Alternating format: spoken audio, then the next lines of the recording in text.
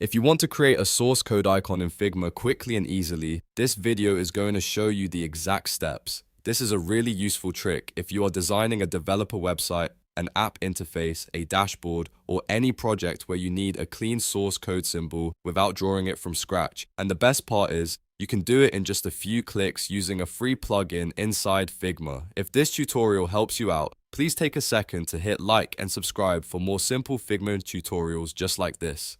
Alright, let's jump in. First, open your Figma design file and make sure you are inside the canvas where you want to place the icon. Once you are in the design, look at the bottom toolbar and click the Actions icon. This is where Figma keeps extra tools, plugins, and helpful shortcuts that can save you a lot of time while designing. After clicking the Actions icon, choose Plugins and Widgets from the menu. This will open the section where you can search for plugins that add more functionality to Figma.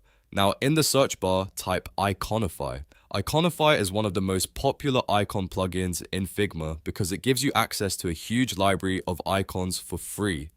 Once you see it appear in the results, click to run the plugin. After the plugin opens, you will see a search bar inside Iconify. Here, type source code and press enter on your keyboard. This will filter the icon library and show you source code related icons you can use in your design. Take a moment to scroll through the results if needed, and then choose the icon style that fits your layout best. Once you find the source code icon you want, simply drag and drop it onto your canvas. You can place it anywhere in your design and then resize it, color it, or adjust it to match your project theme. This is what makes Figma so powerful because instead of manually drawing every icon, you can use plugins to work faster and keep your design consistent.